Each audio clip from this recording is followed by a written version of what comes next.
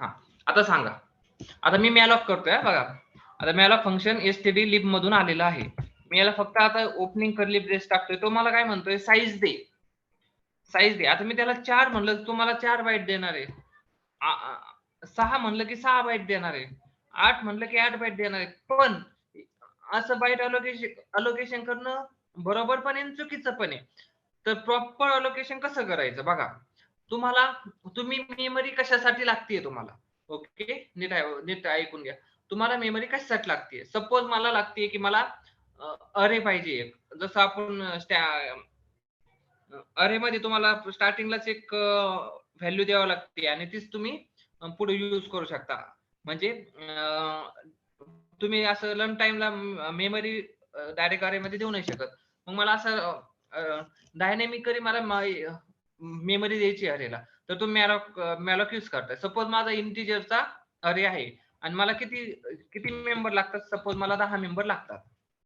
मग तुम्ही स्वतः सुद्धा असं कॅल्क्युलेशन करू शकता. 10 म्हणलं, 10 इंटू काय 4 किती झालं 40. डायरेक्ट तुम्ही याला म्हणू शकता की मला 40 बाईट दे आणि त्याच्या आतमध्ये तुम्ही ते इंटिजरला तुम्ही ते अलोकेट करू शकता, हे 40 बाईट. हा, पण याने काय होतं माहितीये का, याने इश्यू काय होतं बघा. आता तुम्ही हा प्रोग्राम कोणत्या कंपायलर वरती रन करताय बघा. आता कंपायलरचे 2 प्रकार असतात. तुम्ही म्हणता हे हा काय प्रकार, हे बघा, हे बघा, हे फक्त नॉलेज साठी, तुमच्या माहितीसाठी राहून द्या. Visual studio. आता व्हिज्युअल स्टुडिओचं फोल्डर हे बघा. इथं कमांड लाईन बघा 2 दिसत आहेत बघा. एक क्रॉस जाऊन द्या, क्रॉस प्लॅटफॉर्म म्हणजे वेगवेगळ्या प्लॅटफॉर्मवर चालतं ते जाऊन द्या. नेटिव्ह बघायचं फक्त. नेटिव्हचे 2 दिसत आहेत. x86 म्हणून दिसतोय आणि x64 म्हणून दिसतोय. x64 म्हणून दिसतोय आणि x86 म्हणून दिसतोय बघा. 2 प्रकार येतात. कोणकोणते? x86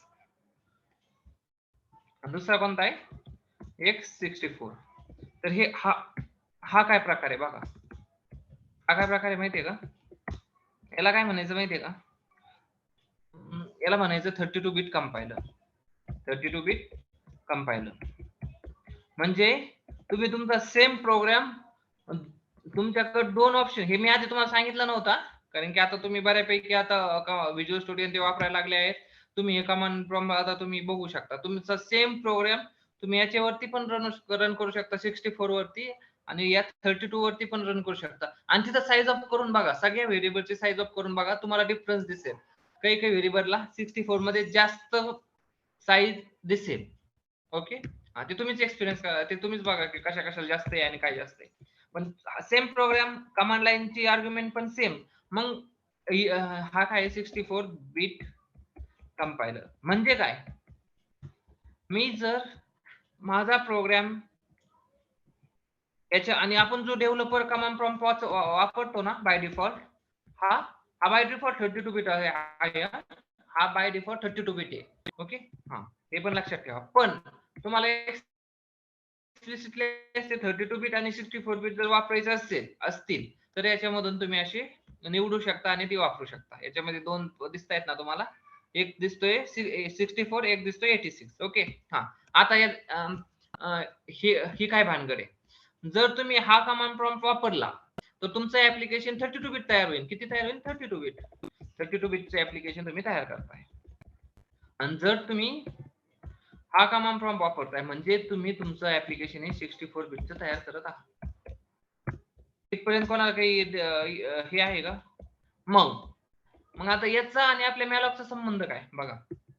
त्याचा आणि मॅलॉकचा संबंध काय, तर तुम्हाला किती बाईट पाहिजे हे तुम्ही हाताने कॅल्क्युलेट जर केलं आणि सपोज त्या डेटा साईजला जर 64 मध्ये जास्त बाईट लागत असतील, त्याला 64 मध्ये जर जास्त बाईट लागत असतील तर तुमचे मेंबर काही बसणार नाही आणि तुम्ही अशी मेमरी नंतर काय करणार, ऍक्सेस करायला जाणार आहे जी तुमच्या प्रोग्रामच्या मेमरी स्पेस मध्येच नाहीये. मग तेव्हा तो काय म्हणा, सेगमेंटेशन फॉल्ट देणार. अशी मेमरी तुम्ही ऍक्सेस करायला जाताय जो ऍक्सेस करण्याचा तुमचा अधिकार नाही. ओके, प्रत्येक प्रोग्राम वरती एक सुरक्षा कवच असतं बघा. एवढी एवढी मेमरी मध्येच हा रन याने ऍक्सेस केला पाहिजे. याच्या बाहेर जर याने काही ऍक्सेस करायला गेला की ओएस त्याच्यावरती वॉच ठेवत असते की याच्या बाहेरचा हा काही ऍक्सेस करायला जातोय का. जर ऍक्सेस करायला गेला की सेगमेंटेशन फॉल्ट दे. ओके, तर मग तो सेगमेंटेशन फॉल्ट देतो. ओके, हा. मग बघा आता हे किती डेंजर आहे जर असं तुम्ही इथं कॉन्स्टंट व्हॅल्यू वापरली तर. मग याच्यावरती आता उपाय काय? याच्यावरती उपाय हा, आपल्याला किती मेंबर लागत होते रे? 10 लागत होते ना. मग त्याला असं सांगायचं, त्याला काय सांगायचं की मॅलॉक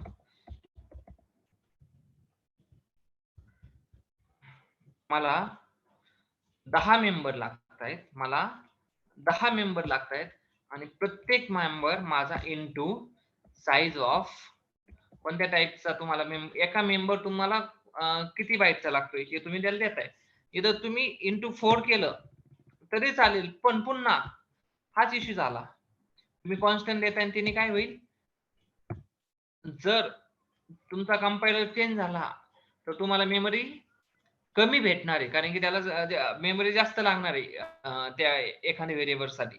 आणि मग तुम्ही अशी मेमरी ऍक्सेस करायला जाणार ज्याच्यावर तुमचा अधिकार नाही. म्हणून त्याचा प्रॉपर वे कसा आहे, मॅलॉक म्हणायचं, त्याला सांगायचं तुला किती मेंबर लागतायत. आपण म्हणतो 10 दिले इथं इनटू एक मेंबर तुला किती बाईटचा पाहिजे. मग तुम्ही ज्या मेंबर साठी मॅलॉक करत आहे त्यासाठी साइज ऑफ करा. साइज ऑफ म्हणायचं, सपोज मला इंटिजरचा डेटा पाहिजे तर इंटिजर म्हणायचं. ओके, इथपर्यंत क्लिअर आहे का आता? Yes sir. क्लिअर आहे. हा, आता मला सांगा, हा कॉल दिलाय म्हणजे हा काय करणार आहे, मला काही आता मला 40, आता सपोज आपला 32 बिटच कंपायलर आहे तर आपल्याला तो इंटिजरची साईज तिथं 4 बाईटच आहे. तर मला 40 बाईट तो अलोकेट करून देणार आहे. हे 40 बाईट कुठं अलोकेट झाले हे सांगा. ते 40 बाईट कुठे अलोकेट झाले? हीप वर. येस, ते 40 बाईट अलोकेट होणार हीप वरती. पण आता बघा, हीपचा एक इश्यू आहे बघा. तुम्हाला ऑब्झर्व झालं नाही माहित नाही, पण बघा हीप वरती आहे ना नावाने काहीच नाही, सगळे ऍड्रेसनेच आहे. हीप वरती सगळे ऍड्रेसनेच ठेवलं जातं. तसं बघा लोकल वरती, स्टॅक वरती बघा एक नाव, एक असं काहीतरी व्हेरिएबल आहे आणि त्याला काहीतरी नाव आहे आणि त्याला काहीतरी व्हॅल्यू पण आहे. पण इथं असं काही नाहीच आहे, तो फक्त ऍड्रेसनेच ओळखला जाणार आहे. ओके, आता यांनी काहीतरी ऍड्रेस हा आपल्याला रिटर्न करणार आहे. मग आपण तो घेण्यासाठी आपल्याला काहीतरी पाहिजे ना, की याच्यामध्ये मला तू जो ऍड्रेस देणार आहे ते घेण्यासाठी तुम्हाला इथं पॉइंटरच वापरावं लागणार आहे, कारण की हीप तुम्हाला ऍड्रेसच रिटर्न करणार आहे. हीप मध्ये जागा घेण्याचे तुमचे फक्त तुम्हाला जे मार्ग सांगितले तेवढेच आहेत. एक तर मॅलॉक करा, रिअलॉक करा. ओके, याने तुम्हाला हीप वरती मेमरी भेटेल, हीप वरती मेमरी भेटेल. पण हीप फक्त तुम्हाला मेमरी कशी देणार आहे, तो एक ब्लॉक अलोकेट करणार आणि त्याचा ऍड्रेस तुम्हाला रिटर्न करणार. तिथं नावाने असं काही बघितलंच जात नाही की नावाने असं काही तुम्ही म्हणजे तिथं असं नावाने काहीतरी ठेवू शकतं. म्हणजे थोडक्यात कसं सांगतो तुम्हाला, बघा हे बघा यात आणखीन क्लिअर होईल. हे बघा, हे काय इथं एक ब्लॉक अलोकेट झाला कशासाठीचा, सपोज एल num3 साठीचा हा ब्लॉक अलोकेट झाला. एल num3 याला काहीतरी ऍड्रेस पण आहे इथं, सपोज त्याला काहीतरी ऍड्रेस आहे 100 दिसतंय. हा, आणि याला काही आतमध्ये काहीतरी व्हॅल्यू पण आहे. सपोज आपण त्याला 10 दिली. बघा एकासाठी किती गोष्टी आहेत तिथं, त्याला काहीतरी नाव आहे, त्याला काहीतरी ऍड्रेस आहे, त्याच्यामध्ये काहीतरी व्हॅल्यू आहे. पण आता इथं 40चा जो ब्लॉक अलोकेट होणार आहे ना हीप मध्ये जो 40चा असा ब्लॉक अलोकेट होणार आहे त्याला फक्त ऍड्रेस आहे आणि त्याच्यामध्ये व्हॅल्यू आहे, त्याला नाव नाहीच आहे, त्याला नाव नाहीच आहे. मग तो त्यासाठी हीपची मेमरी हीप फार महत्वाची, की ती तुम्हाला कशात तरी काढून घ्यावा लागते. ते ऍड्रेस तुम्हाला लय सांभाळून ठेवावा लागतो. ओके, आता बघा मी काय करतोय, तो मला आता काय करणार, याचा ऍड्रेस रिटर्न करणार आहे. हे फंक्शन जेव्हा कॉल होईल इथं काहीतरी असा ऍड्रेस येणार आहे, सपोज 400 असा ऍड्रेस आला. मग आता तो राईट साईडला आला ना, मला तो कशात तरी कॉपी करायचा, म्हणजे लेफ्ट साइडला मला त्याला काहीतरी असाइनमेंट करून मला ती लेफ्ट साइड मध्ये काढून घ्यावं लागेल. मग मी काय करणार, मला ऍड्रेस येण्यासाठी माझ्याकडे काय आहे, पॉइंटर. आणि आता मग मी, आणि तो मला काय रिटर्न करतोय, व्हाईट स्टार, म्हणजे व्हाईट पॉइंटर रिटर्न करतोय. का? कारण की मी इंटिजर मी जो ब्लॉक घेणार तो मी इंटिजर साठी पण वापरू शकतो, फ्लोट साठी पण वापरू शकतो, डबल साठी पण वापरू शकतो. तर त्याला काय माहित मी कशासाठी वापरतोय, तर त्याला सांग की मी आता तुम्हाला व्हाईट स्टार मध्ये देतोय, तर ते इन स्टार मध्ये कन्वर्ट करून घे, कारण की मी त्यासाठी तो वापरणार आहे. आणि त्याच्यानंतर मग तुम्ही इथं काय म्हणणार, पी नम 4 आणि इक्वल टू असं तुमचं काहीतरी स्टेटमेंट होईल. आता हे याच्या जागेवर ऍक्टर आपण हे टाकू. आलं बघा. आता सांगा रे मला, तुम्ही सांगा बघा. आता सांगा, मॅलॉकने तुम्हाला मेमरी कुठे अलोकेट करून दिली? मॅलॉक, तुम्हीच सांगा, सगळ्यांनी सांगा, मॅलॉकने मेमरी कुठे अलोकेट करून दिली? हा. आणि पिनमची मेमरी कुठे आहे? स्टॅक मध्ये. ओके. आता हे फंक्शन संपलं, तुमचा पिनम राहणार आहे का? नाही. पिनम निघून जाणार, पण तुमचा मॅलॉकची मेमरी तिथं तशीच राहणार आहे का? हो. Yes sir. तशीच राहणार आहे. म्हणजे आता पिनम तर निघून गेला, मग आता मी त्या मेमरीचं करायचं काय? तर त्यासाठी हे अतिशय महत्वाचं, जेव्हा तुम्ही मेमरी अलोकेट करताय त्याच्यानंतर सपोज आता तुमचं इथं जर त्याचं काम होत असेल तर त्याला इथंच ह्याच फंक्शन मध्ये फ्री करायचं, किंवा बेटर वे त्याला ग्लोबली घेऊन डायरेक्ट एखादं नवीन फंक्शन तयार करायचं फ्री साठीचं, आणि जेवढं काही मॅलॉक वगैरे केलंय ते डायरेक्ट त्या फंक्शन मध्ये फ्री करून टाकायचं. ओके. नाहीतर तुमच्याकडे एकदा जर तो ऍड्रेस हरवला, म्हणजे तो ज्या व्हेरिएबल मध्ये तुम्ही काढून घेतला होता ते व्हेरिएबल असं एखाद्या स्टॅक फ्रेम मधून निघून गेलं, किंवा ते हे मॅलॉक केलं आणि ते कशात तरी कॅप्चरच नाही केलं, तर हा असा ब्लॉक तयार होईल ज्याला कोणीच ऍक्सेस करीत नाही. त्याला डँगलिंग पॉइंटर असं पण म्हणतात. त्याला काय म्हणतात, डँगलिंग पॉइंटर.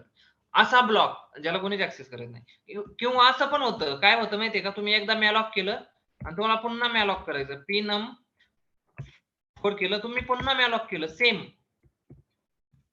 आता काय झालं सांगा बरं, या स्टेटमेंट मध्ये काय झालं? सेकंड काय झालं असेल, अंदाज लावा. दोनदा मेमरी अलोकेट झाली. येस, दोनदा मेमरी अलोकेट झाली आणि p-num4 मध्ये ऍड्रेस रिअसाइन झाला. पहिला निघून गेला आणि दुसरा आला, म्हणजे पहिल्या मेमरी काय झाली, मग डँगलिंग पॉइंटर झाली का? असा मेमरीचा ऍड्रेस ज्याला कोणीच ऍक्सेस करत नाही आता. समजतंय?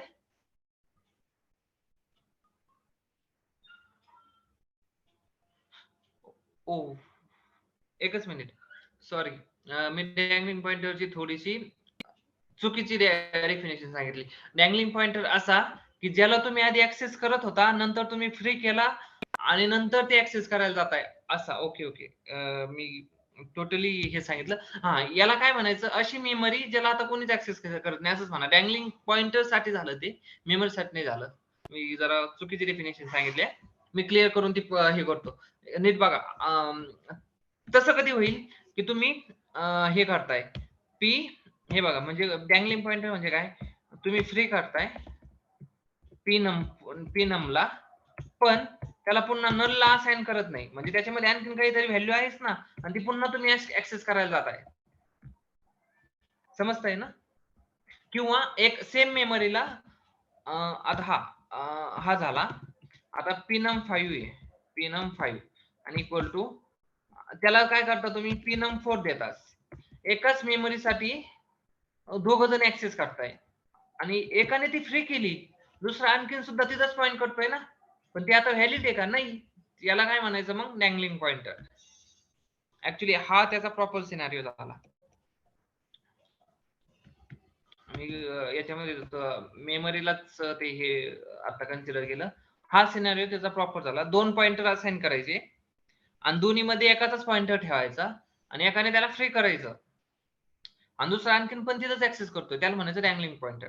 ओके, मी ही जी मिस्टेक केली मी पुन्हा प्रॉपर तुम्हाला ग्रुप वरती पण टाकतो. याची डेफिनेशन परत सांगा ना.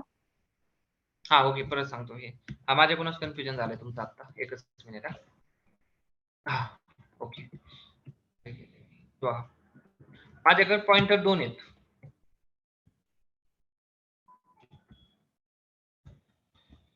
बरं, आता थोडक्यात आहे ना 2 वेळेस असं आहे ना, हे सगळं खालचं विसरून जा. आधी 32 बिट 64 बिट हे तुम्हाला समजलं असेल. याच्यामध्ये साईज ऑफ असं का करायचं ते पण समजलं असेल. आता हे बघा, आता मी काय करतोय, याला pinum5 म्हणतो. आता मी काय करतोय, pinum4 ला मी मॅलॉक करतो, इंटिजर स्टार म्हणतो त्याला, रिटर्न कर मला, तो फाइल स्टार करतोय त्याचा मॅलॉक म्हणतो. मॅलॉक मी म्हणतो 5 into size of integer, 5 into size of integer. आता बघा, ह्या पिनम मध्ये काय आहे, एक ऍड्रेस आहे ना, मग पिनमची एका व्हेरिएबलचा ऍड्रेस मी दुसऱ्या व्हेरिएबल मध्ये टाकू शकतो ना, फक्त मला तो व्हेरिएबल सुद्धा कसा पाहिजे, पॉइंटर पाहिजे, कारण की याच्यामध्ये काय आहे, ऍड्रेस आहे. मग माझ्याकडे हा pinum5 पण आहे की जो ऍड्रेस ठेवू शकतो. मग आता मला व्हॅल्यू नाही ठेवायची, ऍड्रेस पाहिजे. व्हॅल्यू जर पाहिजे असेल इदलच्या, तर मला ते स्टारने ऑपरेट करावं लागेल, पण मला त्याच्यात मधला ऍड्रेसच पाहिजे, तर मी डायरेक्ट असं करू शकतो ना, pinum5 is equal to pinum4. Okay, म्हणजे काय, ह्या स्टेटमेंटने काय झालं, 4 मध्ये जो ऍड्रेस होता तो 5 मध्ये फक्त कॉपी झालाय. ओके, आता काय म्हणजे आपण जर डायग्राम वाईज बघितलं तर हा एक ब्लॉक आहे आणि याला स्टॅक मधून दोघ जण असे पॉइंट आउट करतायत. एक आहे pinum4, एक आहे pinum5, आणि दोन्ही पण सेम मेमरीला हे करतायत, काय म्हणतात त्याला, दोन्ही पण सेम मेमरी रेफर करतायत. ओके, हा, आणि तुम्ही काय केलं, मध्येच फ्री केला pinum1, काय pinum4 तुम्ही फ्री केला, आणि pinum4 ला सपोज तुम्ही नल पण असाइन केलं. ओके, पण pinum5 मध्ये पण आणखीन पण तो ऍड्रेस आहे ना, म्हणजे, आणि तो आपण काय सांगितलं की विथ फ्री, मला आता ती मेमरी लागत नाहीये, ओएस तो आता ती कोणाला पण देऊ शकतो, ओएस त्याला अलोकेट करेल नाही करेल पुढे ते ओएसच्या वरती राहिलं, पण ते तुमच्या हद्दीतून ती मेमरी गेली ना, तरी सुद्धा pinum5 आणखीन त्यालाच ऍक्सेस करते, आणखीन पण pinum5 त्याच मेमरीला ऍक्सेस करते, याला म्हणायचं डँगलिंग पॉइंटर. तुम्हाला एक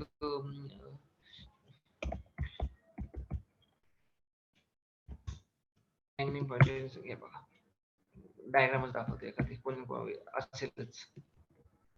हे बघा, एखादी चांगली डायग्राम,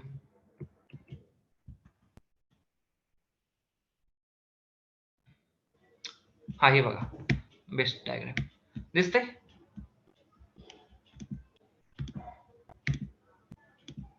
दोघ जण त्याच मेमरीला डँगलिंग पॉइंटर झाला, फ्री केलेली मेमरी आहे.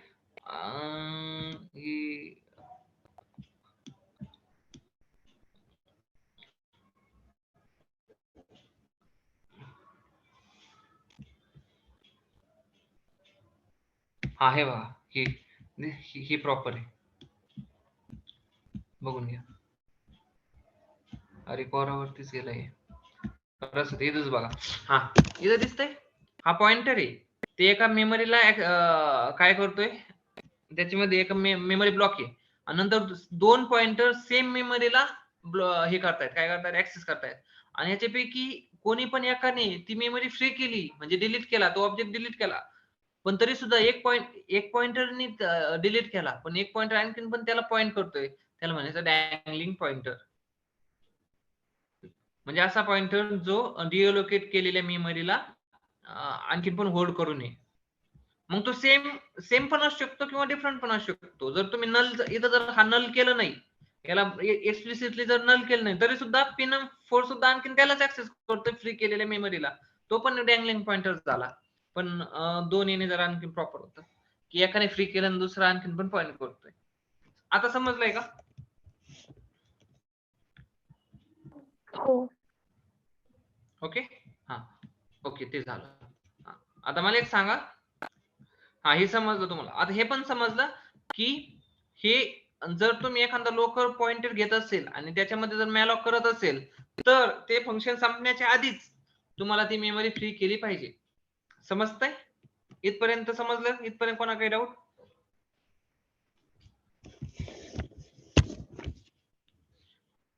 आता बघा, आता आपले कोणकोणते ब्लॉक कव्हर झालेले? स्टॅक मध्ये झाला आणि टेक्स्ट मध्ये तर पूर्ण प्रोग्रामच असतो. डेटा झाला, डेटाचे दोन्ही ब्लॉक पण झाले, हिप पण झाला. ओके, हे सगळे सगळे ब्लॉक आपले कव्हर झालेले आहेत. ओके, आता तरी सुद्धा एक गोष्ट अशी राहिली की ती याच्या डेटा सेक्शन मध्ये जाते आणि तिचं नाव मी स्टार्टिंगलाच तुम्हाला विचारलं होतं पण तुम्ही काही ते सांगितलं नाही. मग आता मी तुम्हाला दाखवतो. त्याला म्हणायचं लोकल व्हेरिएबल्स म्हणा.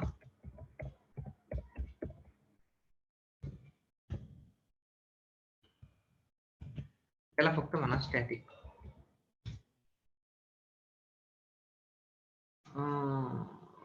स्टॅटिकचं तुमचं एक्झाम्पल झालेलं आहे का रे एखाद्याचं? स्टॅटिकचं एक्झाम्पल झालेलं आहे का? No sir. एक्झाम्पल नाही झालं, काल सिंटॅक्स झालं फक्त. हा का? स्टॅटिक इंट म्हणा. ते कसं असतं माहितीये का? स्टॅटिक कधी यूज करायचा की तुम्हाला एखादी व्हॅल्यू होल्ड करून ठेवायची, म्हणजे त्याची व्हॅल्यू तुम्हाला दरवेळेस ही नाही झाली पाहिजे. म्हणजे याचा अर्थच कसा आहे माहितीये का? हे बघा, याचा ऍक्सेस एवढ्या पुरताच आहे, पण हे फंक्शन निघून गेलं तरी सुद्धा याच्यामध्ये जर तुम्ही नम घेतला असा तरी सुद्धा ही व्हॅल्यू राहते बघा. आणि ती असं नोट करून ठेवतं की हे कोणी ऍक्सेस केलं पाहिजे. सपोज म्हणजे कसं सांगा, मी प्रॉपरली घेतो तुमचा बघा. आता स्टॅटिकचं एक्झाम्पलच घेऊ एक. सोपं आहे स्टॅटिक, एवढं काही नाही. नम घेतला, स्टॅटिक आहे ना ग्लोबल सारखंच आहे बरं का. फक्त आहे ना त्याच्यामध्ये एक डिफरन्स काय आहे, ऍक्सेस वाईज डिफरन्स आहे बघा. ऍक्सेस वाईज म्हणजे कसं, हे ग्लोबल कोणी पण ऍक्सेस करतं, पण स्टॅटिकचं तसं नाहीये. स्टॅटिक स्टोअर करताना डेटा सेक्शन घेतं, पण ऍक्सेस सगळ्यांना देत नाही, तेवढ्या फंक्शनलाच देतं. आणि ते मग मल्टिपल टाइम आणलं तर मल्टिपल टाइम त्या फंक्शनला ऍक्सेस देतो. समजतंय? आता कसं ते बघा. बघा मी काय करतो, लोकलने दाखवतो आणि स्टॅटिकने ते त्याचा कसा हे होतं ते बघू.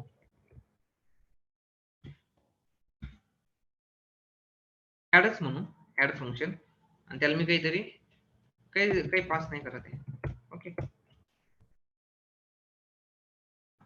आतमध्ये एक व्हेरिएबल घेतो मी स्टॅटिक. नाही स्टॅटिक नाही घेत, आधी काय घेतो, integer i is equal to 5 घेतो. ओके, इथेच प्रिंट एफ टाकतो कारण मी ते दुसरीकडे ऍक्सेस नाही करू शकत. Value of 5.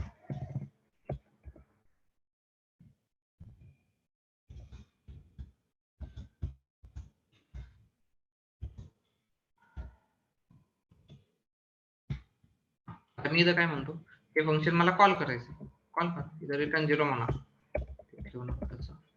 रिटर्न इथं 0. इथं काय म्हणा, त्याला कॉल द्या सरळ सरळ, काय करणार तिला फक्त ते डिक्लेअर करा आणि त्याच्यानंतर त्याला ऍडला कॉल द्या. आता याचं उत्तर सगळ्याला आलं पाहिजे, सांगा बरं. आता मी हे रन केलं तरी आन्सर काय येईल सगळ्यांनी सांगा. रन केलं त्याचा आन्सर काय येईल? अरे सांगा. ते खालच्या प्रिंट ला आन्सर 5 काय व्हॅल्यू येईल? 5 व्हॅल्यू येईल ना. हा मग सांगायला टाइम का लागला? 5 आली का? आता मी 2 वेळेस प्रिंटअपला कॉल केलं. हा नाही, आता मी काय करतोय याच्यामध्येच, हे तर सिंपल होतं, लोकल व्हेरिएबल. लोकल व्हेरिएबल केला, प्रिंट केला. आता मी काय करतो माहिती का, याला आहे ना आयला प्लस प्लस करतो. आहे प्लस प्लस. ओके, आणि पुन्हा मी त्याला कॉल देतो.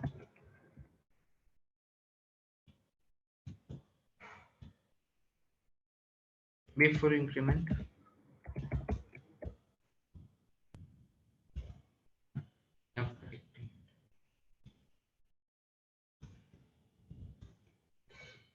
आता सांगा आय ची व्हॅल्यू दोन्ही मध्ये काय काय येईल? 5 आणि 6. 5 आणि 6. बरोबर, 5 आणि 6 बघून घ्या. 5 आणि 6 आली का? ओके. आता आय ची व्हॅल्यू किती आहे? 5 आणि 6 समजा ह्या कॉल साठी झाली. आता मी ह्या फंक्शनला पुन्हा कॉल करतोय, पुन्हा एकदा कॉल करतोय. मध्ये एक प्रिंटफ टाका, काय म्हणायला, प्रिंटफ स्लॅश एन करा की तुम्हाला कळेल. एकच स्लॅश एन करा. आता मी काय करतो, पुन्हा एकदा कॉल केला. आता सांगा बरं, आता आउटपुट काय येईल?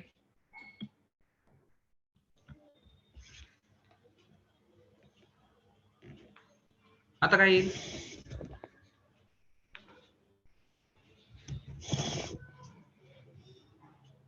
काय येईल? अरे सांगा. 5 आणि 7. किती वेळा? 2 वेळा कॉल केले म्हणजे 2 वेळेस येईल ना. पहिल्यांदा 5 आणि 6 आलं, सेकंड टाइम इथं किती येईल? इथं किती येईल? 5 आणि 6 येतील. बरोबर, 5 आणि 6 येईल. का? कारण की निघून गेले, सगळंच निघून जातं ना. तर बघा 5 आणि 6, 5 आणि 6. आता मी फक्त काय करतोय, मला आहे ना हा व्हेरिएबल माझ्या असं निघून जायला नकोय दरवेळेस. हा व्हेरिएबल असं निघून जायला नकोय. यासाठी एक मार्ग काय आहे, या व्हेरिएबलला काय करा तुम्ही, ग्लोबली डिक्लेअर करा. बरोबर, बघा ग्लोबली डिक्लेअर केला. आता मग याचा आन्सर काय येईल? 5 6 6 7 आलं, ते ग्लोबली आहे. पण ग्लोबली डिक्लेअर केलेलं त्याचा एक इश्यू आहे की त्याला कोणी पण ऍक्सेस करेल, मला फक्त माझ्या फंक्शननीच ऍक्सेस केलं पाहिजे. मग त्यासाठी आता काय मार्ग आहे? तेव्हा मग लँग्वेज काय म्हणते, त्याच्या आधी फक्त स्टॅटिक ऍड कर. त्याच्या आधी काय कर, फक्त स्टॅटिक ऍड. बघा हा आय जर ग्लोबली जर तुम्ही डिक्लेअर केला तर हे मेन सुद्धा त्याला ऍक्सेस करू शकतं. पण आता मेन ऍक्सेस त्याला नाही करू शकत. मेन तुम्ही प्रिंटफ सुद्धा टाकू नाही शकत त्याच्यामध्ये. समजतंय? इन्क्रीमेंट करायचं त्याला. तर आता काय, आता याने काय झालं, स्टॅटिकने काय झालं, तो ग्लोबल मेमरी सारखा डेटा सेक्शन मध्येच जाणार, फक्त ऍक्सेस रिस्ट्रिक्शन आलं. बघा तो ऍक्सेस सगळ्याला नाही होणार, फक्त यार फंक्शनलाच होणार, जरी तो मल्टिपल टाइमला आला तरी. मग आता बघा, जे तुम्हाला ग्लोबलने आउटपुट भेटत होतं ते स्टॅटिकने भेटतं का? बघा 5 6 6 7. पुन्हा एकदा कॉल करा, तो आधीची व्हॅल्यू रिझर्व करून ठेवतो तुमच्यासाठी. रिझल्ट, आणि तो रिझल्ट कशी करतो हे पण तुम्हाला समजलं, कारण की तो स्टॅक मध्ये त्याला ठेवतच नाही, तो डायरेक्ट त्या डेटा सेक्शन मध्ये ठेवतोय.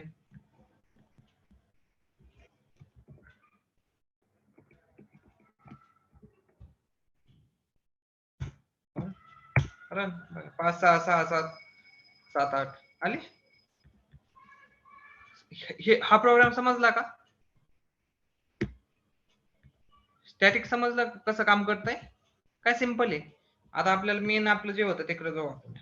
आता हे याचं तुम्हाला सांगायचं होतं की डेटा सेक्शन मध्ये फक्त ग्लोबलच येत नाही तर स्टॅटिक केलेलं सुद्धा येतं. हा, तर आता काय करू, हे राहून द्या आता साईडला. आता आपलं मॅलॉक आता हे फास्ट मध्ये घेऊ, आणि त्याच्यानंतर कॅलॉक 2 मिनिटाचं आहे फक्त. कॅलॉकला 2च मिनिटं लय झाले. इंटिजर num1 इक्वल टू कशाला, num1 इक्वल टू, नाही num1 लागतच नाही ना, डायरेक्ट मॅलॉक करा. कोड म्हणा डायरेक्ट. आता कोड काय म्हणा, integer star p equal to pointer declare केला की त्याला नलला असाइन करायचंच. ओके, मग p equal to integer star malloc काय म्हणतो, मला साईज दे की तुला किती पाहिजे डेटा. ओके, झिरो आउट कळलं ना तुम्हाला ते झिरो आउट कसं करतो इथं बेसिस ते आपलं काम नाही, तो करून घेतो. ओके. आता हे मॅलॉक काय करतो इथं, मॅलॉकला आपण साईज देतो, मला 5 एलिमेंट पाहिजे, 5 इंटू साईज ऑफ इंटिजर. नंतर तुम्ही यांना ऍक्सेस कसं करता रे, ऍक्सेस करण्याचं काय, तुम्ही त्याला ऍज अ पॉइंटर अरिथमेटिक वापरू शकता. पीचा ऍड्रेस p+1 चा p ला स्टार करा, 0th व्हॅल्यू घ्या, p+1 करा, त्याला स्टार लावा, p+2 करा, त्याला स्टार लावा, असं करा, किंवा डायरेक्टली हे करा, अरे सारखं त्याला ट्रीट करा. आता बघा, अरे मध्ये आणि याच्यामध्ये एक डिफरन्स आहे बघा, मायनर डिफरन्स आहे, तो सांग कोणा कॅच होईल का सांगा बरं. आता अरे मध्ये हा सिंटॅक्स बघून आणि अरेचा सिंटॅक्स बघून बघा, मी अरेचा सिंटॅक्स इथंच लिहितो. हा जर तुम्हाला कॅच झाला ना तर लय भारी. इंटिजर ARR बघू कोणाला कॅच होतोय हा डिफरन्स. बघा दोन्ही 5 चे मेंबर आहेत. हा अरे मध्ये आणि याच्यामध्ये काय फरक आहे सांगा बरं. आता हे नका सांगू की इथं तुम्ही रन टाइमला किती पण मेमरी घेऊ शकता, तो सोडून एक मस्त फरक आहे बघा याच्यातला, तो कोणाला कॅच होतोय बघू आपण सिंटॅक्स बघून. सांगा बरं, अंदाज लावा, चुकू दे. अरे मध्ये आणि ह्या दोन स्टेटमेंट मध्ये थांबा, हे या दोघांना आधी एकत्र करतो. हा याच्यात आणि ह्या दोन याच्यात एक फरक आहे, काय तो सांगा. म्हणून अरे आणि पॉइंटर यांना सी लँग्वेज मध्ये सिमिलर म्हणलं जातं बघा. सिमिलर सारखे नाही पण सिमिलर आहेत असं का बरं, का असं म्हणत असतील जरा अंदाज लावा बरं. करतो नाही तर सर मेमरी अलोकेशन कंटिन्युअस नसतं. नाही, दोन्हींचंही मेमरी अलोकेशन कंटिन्युअसच असतं. नेक्स्ट, दोन्हींचं सर अलोकेशन ऍरे कंटिन्युअसच आहे. हा ऍरे हा सिमिलर डेटा टाइप कलेक्ट करतो आणि पॉइंटर हा ऍड्रेस दाखवतो. हा पण त्या ऍड्रेस वरती पण सिमिलर डेटा टाइपच आहे तुमचा. आता तुम्ही त्याला सांगताय की इंटिजर पॉइंटरच आहे माझे सगळे ठेवलेले आहेत, मी त्याला इंटिजर हे पॉइंटर इंटिजरच्या डेटा म्हणून स्टेट करणार आहे. तो पण झाला. एक तर तुम्ही लगेच सांगू शकत होता की हा मॅलॉक केलाय ना, तर याचा डेटा तुम्हाला हिप वरती भेटलाय आणि हा इंटिजर ARR 5 केला, याचा डेटा तुम्हाला स्टॅक वरती भेटलाय. दुसरा डिफरन्स हा बघा, अरेला तुम्हाला फ्री करावं लागत नाही, ते फंक्शन संपलं की ते निघून जातं, तसं याला तुम्हाला फ्री करावं लागतं. हे सोडून एक तिसराच डिफरन्स मी बघतोय कोणाला कॅच होतोय का.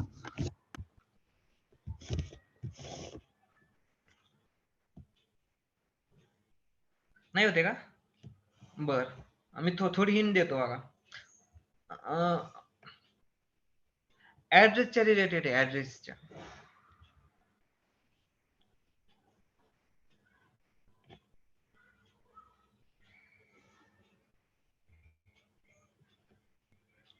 आणखीन पुढची हिंट देतो. सर अरेच्या अरे नावातच काय, हा अरे 5 आणि मॅलॉक 5 पण तिथं डिक्लेअर केलाय, सेम आहे ना.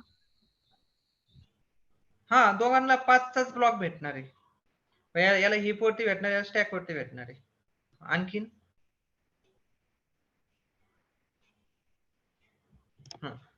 ओके, तर बघा फरक काय होता बघा.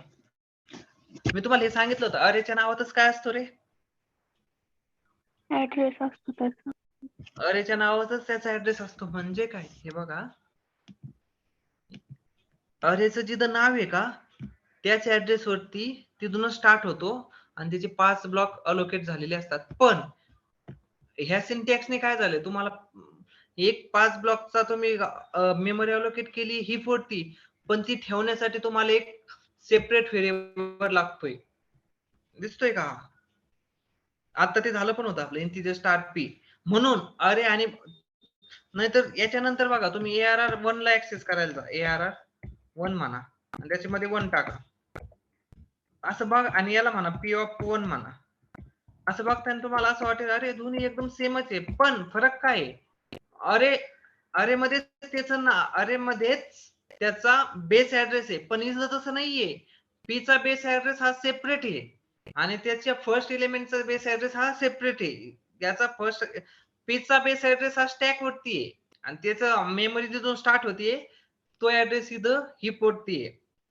हा त्याचा मेन डिफरन्स आहे की अरेच्या नावातच त्याचा बेस ऍड्रेस आहे, ते दोन्ही एकाच ठिकाणी असतात. पण हा जेव्हा तुम्ही पॉइंटर डिक्लेअर करता आणि त्याला अशी मेमरी देतात तर पी एका वेगळ्या लोकेशनला मेमरी एका वेगळ्या लोकेशनला, समजतंय? म्हणून फक्त एवढ्याच याच्यामुळं आणखीन आहेत काही कारण, पण हे एक मेन कारण आहे त्याचं की अरे आणि पॉइंटर यांना सिमिलर म्हणलं जातं. अरे आणि पॉइंटर यांना सिमिलर म्हणलं जातं. तुम्ही जर के अँड आरचं जर पुस्तक बघत असाल ना, आपलं C programming language by Dennis Ritchie and Ken Thompson, तर त्याच्यामध्ये हे वाक्य आहे की अरे आणि पॉइंटर हे सिमिलर आहेत.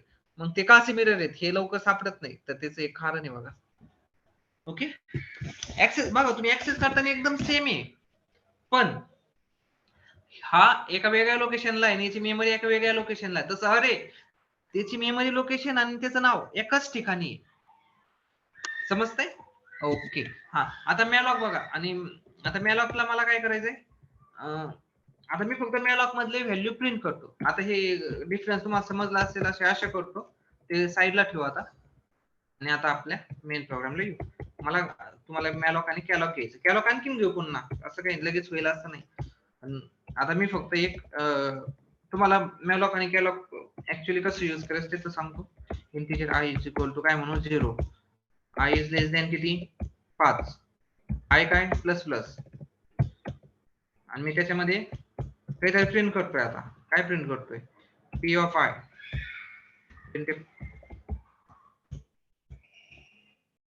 मी बघा असाइन केलेलं नाहीये, मी फक्त ब्लॉक मेमरी ब्लॉक घेतलाय आणि तो डायरेक्ट त्याच्यामध्ये काय याच्यामध्ये काय असणार आहे आता सांगा बरं, अंदाज लावा. याच्यामध्ये ऍक्च्युली आता असणार काय,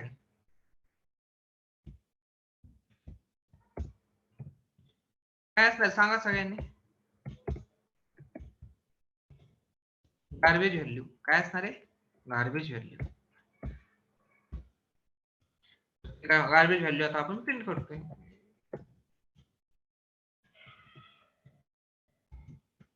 मी कुठंच व्हॅल्यू असाइन केली नाहीये ना. प्रिंटफला काय झालं, अच्छा 2 व्हॅल्यू द्यायची होती, आपण 1 दिली. ओके, 2% वापरलेत ना, हे काय करा आणखी. आणि सगळ्यात मेन बघा, मीच आता मिस्टेक केली, पी अलोकेट केली, फ्री पण कर ना, हे करायची तुमचं काम झालं.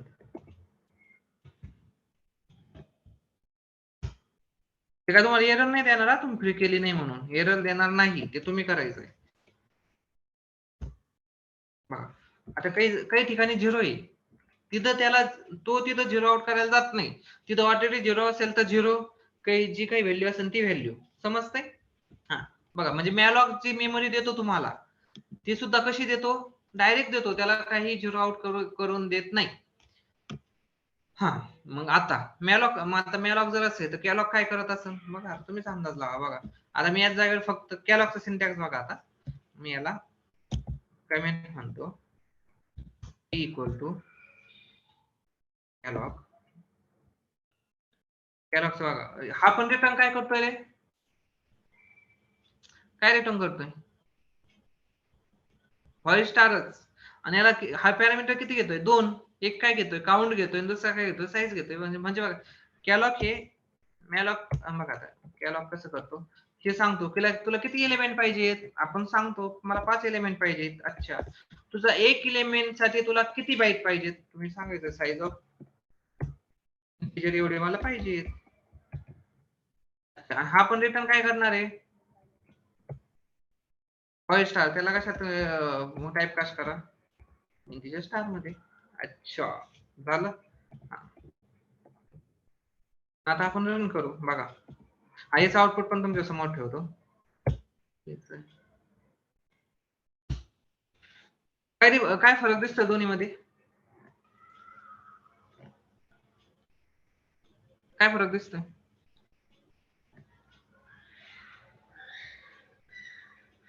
इकडे सगळ्याच्या व्हॅल्यू 0 आले, काय काय सगळ्या व्हॅल्यू 0 रिटर्न झाल्या. बरोबर, सगळ्या व्हॅल्यू काय केल्या याने झिरो आउट केल्या. ओके. आणि दुसरा डिफरन्स काय आहे? इथं आपण त्याला सांगत होतो कॅल्क्युलेशन करून आपण देत होतो, तो म्हणतो तू नको देऊ, मी माझं करून घेतो आतमध्ये, तू फक्त सांग तुला किती मेमरी पाहिजे, किती ब्लॉक साठी मेमरी पाहिजे आणि एका ब्लॉक साठी तुला किती साईज पाहिजे. तर हे आपण कॉमाने दिलं, इथं इंटू लावलं. एवढा एक म्हणजे काय, याला आपण मॅलॉक आणि कॅलॉक मध्ये जर डिफरन्स करायचा झाला तर सगळ्यात मेन डिफरन्स, मॅलॉक हा रॉ मेमरी अलोकेट करून देतो, तर कॅलॉक हा झिरो आउट करून देतो. काय करून देतो? झिरो आउट करून देतो. म्हणजे तुम्हाला एक समजतंय का, ऍक्च्युअली मॅलॉक काय करतो, कॅलॉक काय करतो माहितीये का, हा मॅलॉकलाच कॉल करतो. म्हणजे तुम्ही तुमचं स्वतःच एक फंक्शन असं 5 स्टार रिटर्न करायचं, 5 स्टार, आणि नंतर काय म्हणायचं, माय कॅलॉक म्हणा. त्याच्याकडून 2 आर्ग्युमेंट घ्या. पहिले काय घ्या, इंटिजर मध्ये नंबर ऑफ हे घ्या, काय घ्या, इंटिजर नम घ्या, साईज म्हणा, नाही काय त्यांनी जसे घेतले तसेच घ्या.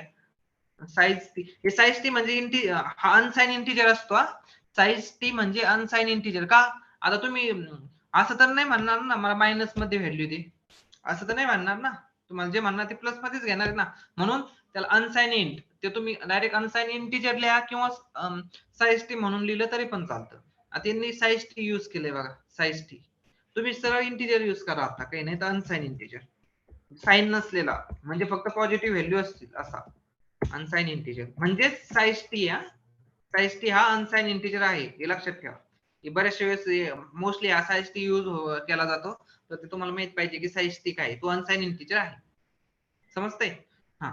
मग तो काय म्हणतो, मला काउंट दे. काय ते काउंट. मग आपण इथं घ्या, आपण आता म्हणू मला काउंट दे, किती पाहिजे तुला. आणि सेकंड काय, साईज दे, एका याच्यासाठी तुला किती साईज लागेल. पुन्हा काय, अनसाइन इंटिजर. साईज पण तुम्ही मायनस मध्ये नाही देणार ना, मला -4 बाईट दे म्हणून अनसाइन इंटिजर घ्या. अनसाइन इन काय, साईज म्हणा. ओके, हे झालं. आणि मग आता तुम्ही हे डिक्लेअर कसं करणार, तुम्ही काय म्हणायचं, void बघा, void एक पॉइंटर घ्या स्टार टी म्हणून, इक्वल टू त्याला काय करा, मॅलॉकच करा, मॅलॉक. आणि जे 2 आर्ग्युमेंट आलेत का, काउंट आणि साईज, त्यांचं इंटू करा. केलं. आणि आता काय करा माहितीये का, तुमच्याकडे काउंट आहे ऑलरेडी की किती बाईट तुला पाहिजेत, तर मग फॉर लूप लावा इंटिजर. नाहीतर फॉर लूप पण नको, डायरेक्ट काय म्हणा, मेम सेट कशासाठी,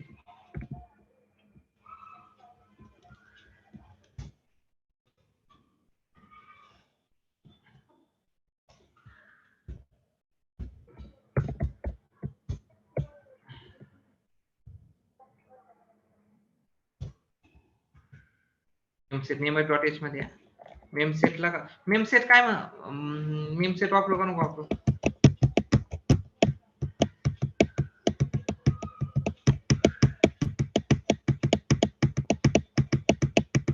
चला वापरूया, काय अडचण नाही. मेमसेट म्हणजे काय करतं, मेमरी सेट कर, म्हणजे जी काही मेमरी दिली ना त्याला ऍड्रेस द्यायचा, या पेजचा दिला, नंतर तो काय म्हणतो बघा, व्हॅल्यू काय, व्हॅल्यू तुला सेट करायची, म्हणायचं 0.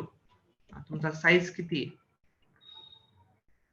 साईज तर आपण आताच काढला ना, इथं साईज द्या, त्या मेमरीचा साईज ऑफ म्हणा, नाही तर साईज ऑफ तर काय म्हणता, काउंट इंटू साईजच म्हणा. एवढे माझ्या मेमरीचा साईज, स्टार्टिंग ऍड्रेस दिला आणि कुठपर्यंत जायचंय ते त्याला सांगितलं. हे दोन्हींचं कॅल्क्युलेशन केलं की तिथपर्यंत मला तेवढ्या बाईट मला 0 आउट करून दे. इथं व्हॅल्यू दिली, किती व्हॅल्यू त्याच्यामध्ये टाकू, 0 आउट करून दे, झालं की तुमचं. आणि रिटर्न काय करा, मग रिटर्न पी करा. बघा तुमचं स्वतःच कॅलॉग फंक्शन तयार झालं का, ते मी जे हे करते तेच तुम्ही केलं. आता एकदा कॉल करून बघायचं का, काही गणलंय, मी पण तुमच्या समोरच आजच केलंय धाडसानी.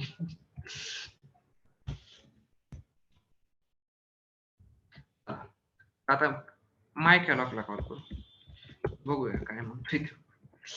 चालतंय, ओके. मग आता स्वतःच मेमरी तुमचं स्वतःच तुम्ही एक फंक्शन तयार करत आहात. झिरो आउट झालं, दिसतंय का? झिरो आउट झालेलं दिसतंय. माय कॅलॉगला कॉल केला तुम्ही लायब्ररी फंक्शन न यूज करता स्वतःच्या फंक्शनला कॉल केला माय कॅलॉग. हेच कॅलॉग तुमचं ते कसं होतं, p is equal to integer star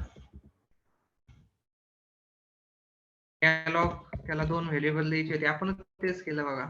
कॅलॉग 5 द्यायचा, साइज ऑफ इंटिजर द्यायचा.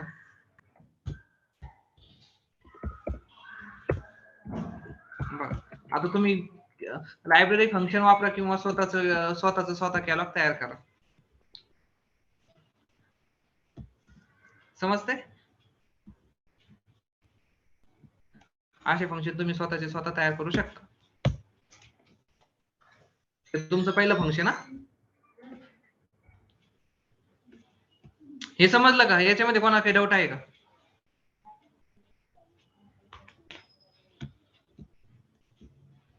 ह्या माय कॅलॉग आपण जे तयार केलं त्याच्यामध्ये कोणाला काही डाऊट?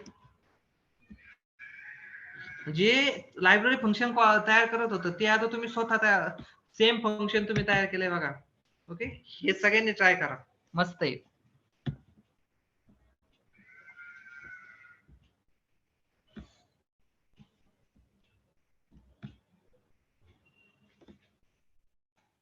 प्रोग्राम पाठवतो तुम्हाला, त्याच्या आधीचे नाही पाठवले तुम्हाला, चालतंय.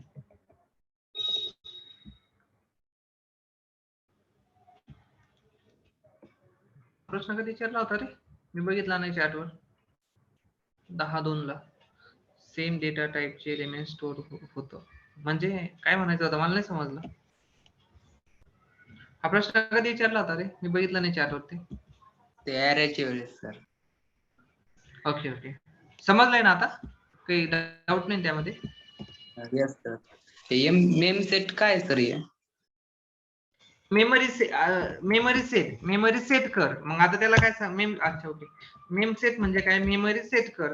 काय मेमरी सेट करू? लायब्ररी फंक्शन ना ते. मेमरी सेट कर. तर पहिल्यांदा कुठं सेट करू? मग त्याला सांगायचं अरे हे घे माझं, याच्यामध्ये तुमच्याकडे ऍड्रेस आलाय ना, आता त्या ऍड्रेस वरती सेट कर. काय सेट करू? 0 सेट कर. हे 0 मी किती लांब पर्यंत सेट करू? स्टार्टिंग ऍड्रेस, एंडिंग हे काउंट, एवढी साईज आहे ना तुमची त्याची, तर तेवढी साईज झाली, इथपर्यंत ते सेट कर 0.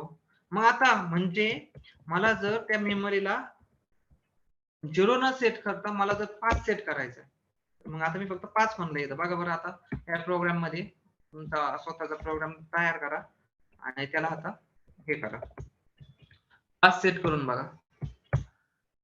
काय झालं? 5 ना.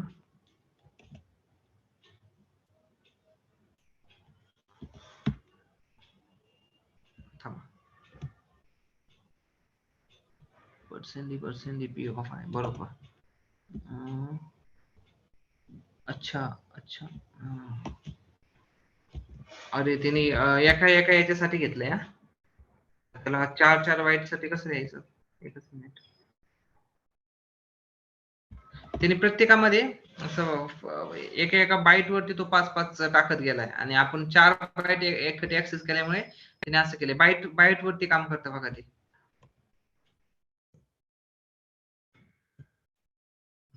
नाही असं नाही करता येणार.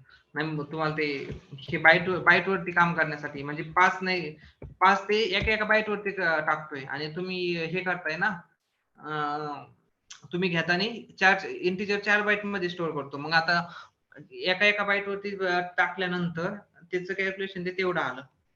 बाईट वरती काम करतोय तर किती व्हॅल्यू टाकायची? 0. मग आता म्हणजे कसं, एक तर तुम्ही याच्यात 0 म्हणजे 0 आउट करण्यासाठी मोस्टली याचा यूज होतो. 0 आउट म्हणजे कसं, एक तर 0 टाका, 0.0 टाका, स्ट्रिंग असेल तर त्याच्यामध्ये एम्प्टी कॅरेक्टर टाका, असं टाकण्यासाठी नल टाका, यांच्यासाठी हा मोस्टली यूज होतो.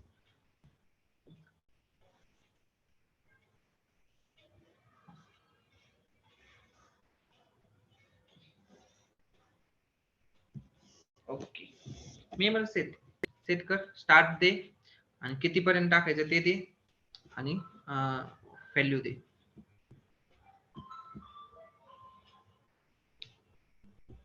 एक तर तुम्ही MSDN वरती पण बघू शकता. C++ झालं का? MSDN नाही का? memset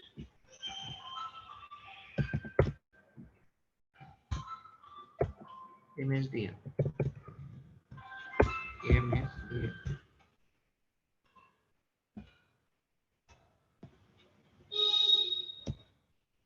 memset.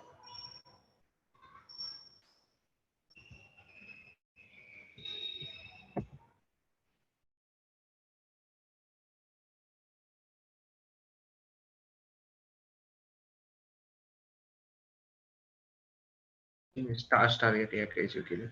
आता यांनी एक्झाम प्रकाश कॅरेक्टर घेतलं. कॅरेक्टर एकच बाईट असतो ना, म्हणून त्यांची स्टार बघा कसे आलेत. ते एका बाईट वरती हे करतोय बघा. पण आपल्या इंटिजरला 4 बाईट लागतात ना, त्यांनी एका बाईट वर 5 टाकले आणि ते 4 बाईटचं कॅल्क्युलेशन करून तसं दिलं बघा त्यांनी. यांनी मस्त काम केलं. यांनी कॅरेक्टर घेतला त्यासाठी. हा कॅरेक्टर वरती काम करायला हे मस्त आहे बघा. नेम सेट करायचं एका कॅरेक्टर वरती तुम्हाला असं काही टाकायचं असेल.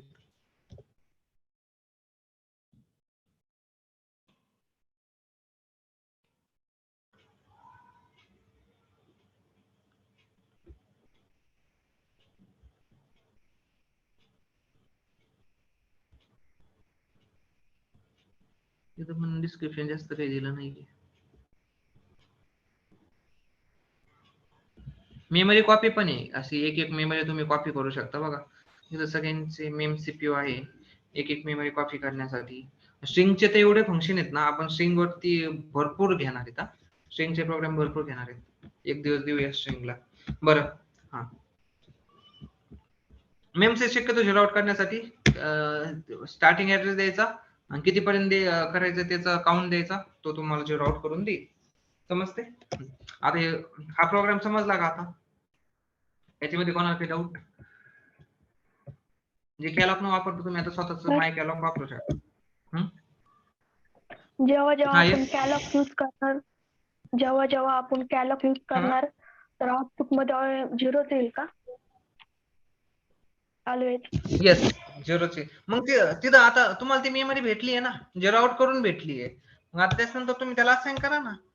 आता तुम्हाला त्याच्यानंतर तुम्हाला जे व्हॅल्यू लागते त्याच नंतर असाइन करायला स्टार्ट करा. आता मी इथं हे काय केलं, एक फॉर लूप आणखीन घेऊ.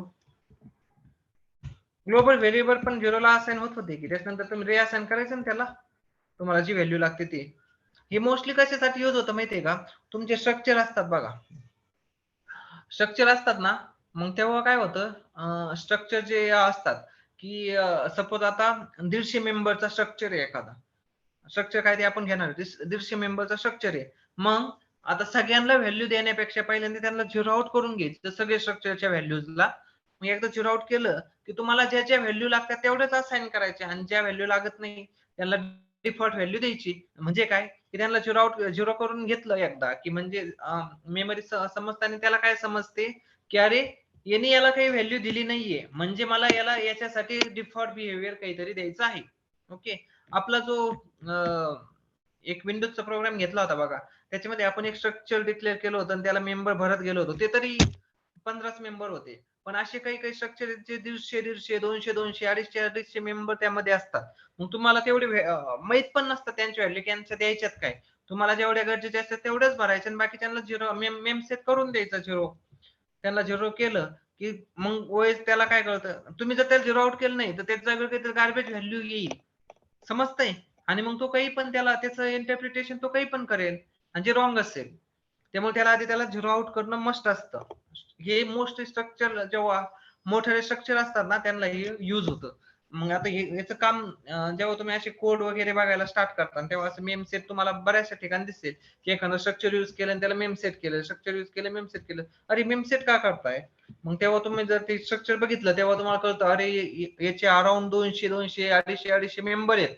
माझे एवढे सगळे आपण भरूच शकत नाहीत. आपल्याला जशी जशी गरज पडते तेवढेच आपण भरू शकतो. मग बाकीच्यांचं काय करायचं? बाकीच्यांचं हे करून घ्या, मेमरी हे मेम सेट करून घ्या. आता माझ्याकडे सुद्धा तसे प्रोग्राम असतील बघा, मी मेम सेट केलेले. तुम्हाला जर बघायचंच झालं मी एक ट्राय करून बघतो माझ्याकडे आहे का. मेमसेट मी केलेलं आहे. मेमसेट हा मेमसेटला झिरो मेमरी सुद्धा आणखी मेमसेटलाच एक अल्टरनेट फंक्शन आहे बघा झिरो मेमरी. त्याला फक्त साईज ऑफ द्या असा सेम आहे. म्हणजे आता मी इथं आता मी नेमकं झिरो मेमरी वापरलंय तर तुम्हाला इथं पण झिरो मेमरी मी वापरून दाखवतो.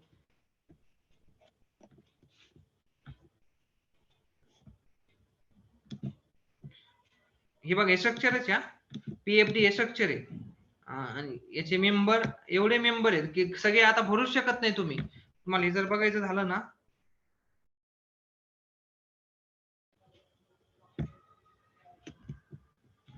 हे बघा याचे मेंबर आणि हे फक्त एवढेच नाहीयेत हे आतमध्ये पुन्हा मेंबरचे मेंबर आहेत मल्टिपल स्ट्रक्चर वापरलेले त्यांनी. मग आपल्याला जेवढ्यांची गरज आहे तेवढे भरायचे बघा. आता जेवढ्यांची गरज आहे तेवढे भरायचे जेवढे तुम्हाला माहिती आहेत आणि बाकी त्यांना झिरो आउट करून घ्यायचं म्हणजेच मेमसेट करून घ्यायचं. आता मी आपल्याला याचाच एक अल्टरनेट मी तुम्हाला सांगतो की झिरो मेमरी करून घ्या. याला एक तर मेमसेट घ्या किंवा झिरो मेमरी करा. झिरो मेमरी कशामध्ये आता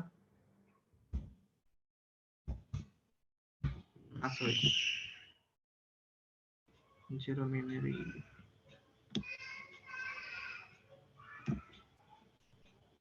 अरे विंडोज.h मध्ये वाटतं. विंडोज.h नाही तुम्ही नाही वापरू शकत ते डायरेक्ट GUI चा प्रोग्राम आहे. तुम्ही विंडोज.h मध्ये ती यूज केलेली आहे आणि तुम्ही आता इथे विंडोज.h वापरण्यात काही अर्थच नाही कारण की तुमचा हा C चा प्रोग्राम आहे याच्यामध्ये तुम्ही पुढे तुमचं विंडोजचं ऍड करताय तर नाही ते लायब्ररी फाईल यूज करण्याचा अर्थ नाही. पण जेव्हा असं काही कराल तेव्हा झिरो मेमरी करा किंवा मेमसेट करा दोन्ही एकच चालेल. ओके झिरो मेमरी काय त्या मेमरी झिरो आउट कर असं आणि हे मेम सेट कर झिरोनी एकच झालं ना. ओके समजलं हे. याच्यामध्ये कोणाला काही डाऊट तुम्ही त्याला इथं %d नंतर A इथं देतात B नंतर देतात C. किती आर्ग्युमेंट झाली एक हा एक आर्ग्युमेंट झाला हा दुसरा झाला हा तिसरा झाला हा चौथा झाला. समजतंय. आणखीन दोन ऍड करतो 4 5 3 झाले. त्याच्यानंतर हा चौथा झाला पाचवा झाला. अरे फक्त इंटिजरच नाही नंतर मी तो मध्येच म्हणलं मला फ्लोट पण करायचे %1 मग किती झाले. हा पहिला दुसरा तिसरा चौथा पाचवा सहावा नंतर इथं पुन्हा असं देता तुम्ही सातवा आठवा असे किती पण असं फंक्शन आहे जे किती पण आर्ग्युमेंट घेतं यांना व्हेरिएबल नंबर ऑफ आर्ग्युमेंट घेणारा फंक्शन म्हणतात. हा ऍडव्हान्स टॉपिक झाला. आपण तसं फंक्शन तर एक नक्की लिहिणार आहे की जो असं फंक्शन लिहायचं की ते मल्टिपल आर्ग्युमेंट घेईल. तुम्ही त्याला 1 द्या तरी घेणार 2 द्या तरी घेणार 3 द्या तरी घेणार. म्हणजे आता तुम्ही मॅलॉकला इथं तुम्ही 2 आर्ग्युमेंट लिहिले तुम्ही तिसरा आर्ग्युमेंट देऊन बघा बरं इथं तो लगेच ओरडेल अरे 3 आर्ग्युमेंट चालणार नाही असं देऊन बघा लगेच काय म्हणतो लगेच हे सांगतो की तू 2 म्हणतो 3 कसं काय देतोय टू मेनी ऍक्च्युअल पॅरामीटर आहे का चालत नाही. प्रिंटेबला कसं काय चालतं हा प्रश्न सगळ्यात पडला पाहिजे. प्रिंटेब पण फंक्शन आहे त्याला असं कसं काय चालतं आमच्या फंक्शनला काय नाही चालत. समजतंय. असं ऑब्झर्वेशन पण ठेवत जा. ओके आता कोणाला काही डाऊट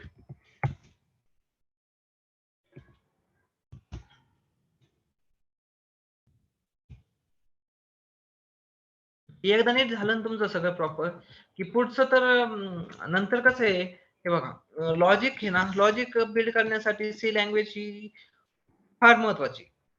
त्याच्यानंतर मग कसं आहे वेगवेगळे पॅटर्न येतात नवीन वेगवेगळ्या कोडिंगच्या स्टाईल येतात. तुम्ही स्टाईल शिकता पॅटर्न शिकता पण तुमचं लॉजिक पक्क झालेलं पाहिजे. समज नंतर आणि याची प्रॅक्टिस कंटिन्यू ठेवायची कारण तुम्ही आता जसे नवीन नवीन लँग्वेजेस शिकायला जाताना जसं जसं पुढे जातात तसं तसं C वरचा हात असा ढिल्ला होत जातो बघा. नंतर काही वेळेस सुचत नाही अरे काय करायचं होतं. तर तसं न करता C चं नॉलेज तर कधीच विसरायचं नाही. अधून मधून पुन्हा त्याचे प्रोग्राम करत जायचे. हे आताच नाही सांगत मी तुम्हाला नंतरच सांगतोय. आता तुम्ही जस्ट स्टार्ट केली आहे. ओके आणि प्रोग्रामिंग मध्ये कसं असतं बघा जेवढी तुम्ही प्रॅक्टिस कराल ना तसं तुमच्या हातामध्ये ते कोड बसायला स्टार्ट होते. आता तुम्हीच बघा की तुम्ही काय करतात बघा, एक एक्झाम्पल देतोय. तुम्ही एक नवीन गाडी शिकताय नाही का, टू व्हीलर असेल, फोर व्हीलर असेल, सायकल असेल, काही पण तुम्ही शिकताय. तुम्हाला आधी लय विचार करावा लागतो. अरे आधी काय दाबायचंय, आधी मी काय क्लच दाबायचा आहे, गिअर कसा टाकायचा आहे, क्लच रेस कसा ओढायचा आहे, क्लच कसा सोडायचा आहे, याचा सगळ्यांचा विचार करावा लागतो.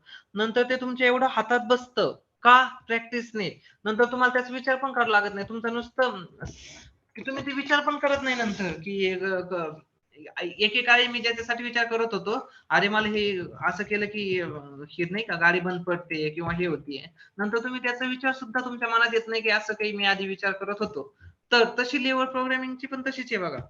जशी जशी तुम्ही प्रॅक्टिस करायला सुरुवात कराल तसा तसा तुमचा तो कोड हातामध्ये बसेल. समजते? आणि लॉजिक, हे लूप, हे लॉजिक, हे सगळीकडे सेम राहतं. चेंज काय होतं, लिहिण्याची स्टाईल बदलते. जशी लँग्वेज येते तशी स्टाईल बदलते, पण लॉजिक सगळीकडे सेम. डेटा टाईप काहीतरी तुम्हाला काहीतरी व्हॅल्यू कशाच तरी स्टोअर करायची आहेत, मल्टिपल डेटा टाईप आहेत, ते सगळीकडे मल्टिपल डेटा टाईप, त्यांची नावं बदलतील पण कन्सेप्ट हेच राहणार आहे. त्याच्यामुळे हे आत्ताच पक्क करून घ्या.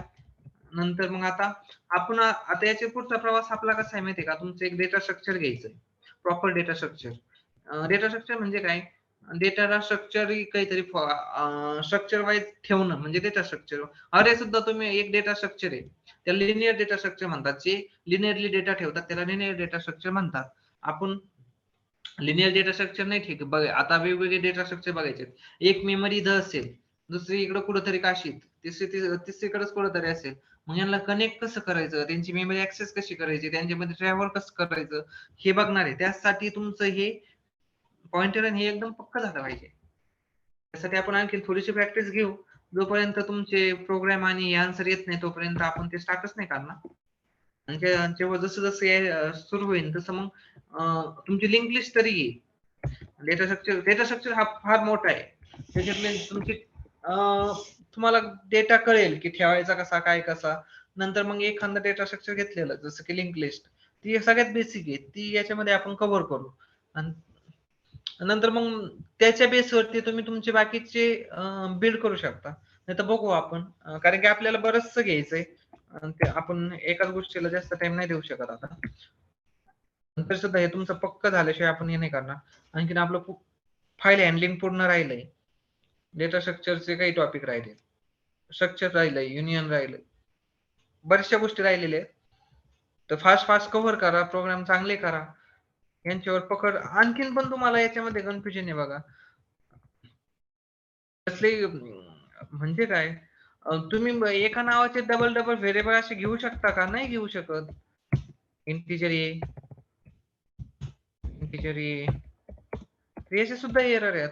आणि एरर व्यवस्थित वाचत जायचे, ते सांगतो. आता बघा, मी सेम नावाचं मल्टिपल डिक्लेअर केलं ना, तो सांगतो. हे ऑफलाईन MSD आहे ना, तिथून मध्येच का ओपन झालं. तर तो सांग, एरर जरा व्यवस्थित बघत जायची, तो सगळं सांगतो काय झालंय. तो काय म्हणतो, इंटिजर रिडेफिनेशन, डिफाईन, याला आपण डिफाईन करतो ना, तो रिडिफाईन केला म्हणजे पुन्हा डिफाईन केलाय. लाईन नंबर पण सांगतो, 9 आणि 10 मध्ये तुमचा काहीतरी घोळ झालाय, 9 आणि 10 मध्ये. मग इथं तुम्ही बघायचं, अरे मी सेम नावाचे मल्टिपल डिक्लेअर नाही करू शकत, एकाला काढायचं. समजतंय. आणि आता याच्यानंतर समजा मी stdlib घेतलंच नाही, ओके, तर नीट बघा. मी आता कंपाइलिंग सेपरेट नाही करत, वन बाय वन करतो.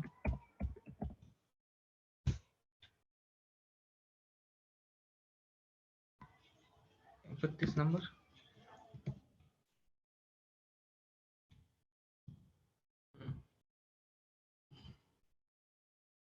हे करा, फर्स्ट ना त्याला ते फंक्शन सापडलं नाही, त्याच्यामुळे त्याला ते समजलंच नाहीये की काय झालंय ते. असू दे.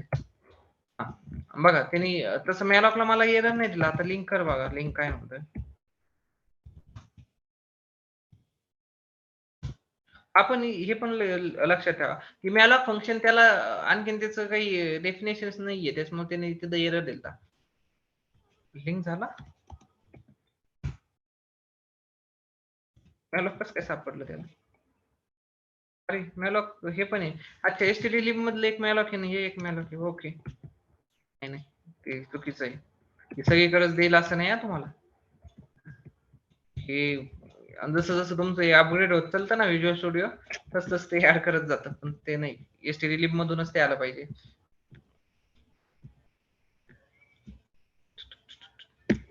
समजतं? हेडर फाईल मल्टिपल करतं आणि DLL एक करतं, त्याच्यामुळे त्याला ते ऍक्च्युअल फंक्शन सापडलं. याच्यामध्ये फक्त डिक्लेरेशन असतं. ऍक्च्युअली तुम्हाला ते पास करावं लागतं की त्याची DLL ऍक्च्युअली कुठे आहे. डिफॉल्ट DLL ते स्वतः घेतो, तुम्हाला नाही द्यावं लागत. पण जेव्हा तुम्ही स्वतःचे काही प्रोग्राम लिहायला स्टार्ट करता, स्वतःचे DLL वगैरे स्टार्ट करता, तेव्हा लिप फाईल असते. ते सांगेल मी तुम्हाला एखाद्या दिवशी की डॉटेज फाईल काय असते. स्वतःची डॉटेज फाईल नाही होणं शक्यच नाही, पण तरी सांगेल, फक्त कन्सेप्ट सांगेल. डॉट लिप फाईल काय असते, त्याच्यानंतर स्वतःची डॉट DLL कशी असते. मी केलेले आहेत हा, स्वतःची DLL तयार केलेली आहे, स्वतःची लिप तयार केलेली आहे, स्वतःची एस तयार केलेली आहे. मग या स्वतःची एच फाईल कशी द्यायची, मग त्याच्यानंतर लिप फाईल कशी द्यायची, त्या DLL कुठे ठेवायच्या म्हणजे त्या लिप फाईल मधून तो घेईल. समजतंय? मस्त आहे हे सगळं. चालतंय. आता कोणाला काही डाऊट असेल तर विचारा, नाही तर आज आपण थांबू. हे प्रोग्राम व्यवस्थित करा. एरर येऊन द्या. प्रवास कसा आहे, एरर मधून त्याच एरर नाही करायचे बघा, दरवेळेस वेगवेगळ्या एरर करायच्या. जी एरर तुम्हाला आधी आली होती ना ती लक्षात ठेवायची, व्यवस्थित तिचं बघायचं की आपल्याला आधी काय एरर आल्या होत्या, त्याच एरर रिपीट नाही करायच्या. हजारो एरर येऊन द्या, पण सगळ्या नवीन असू द्या, त्याच नाही करायच्या. ओके, चालतंय. थांबूया आज आपण.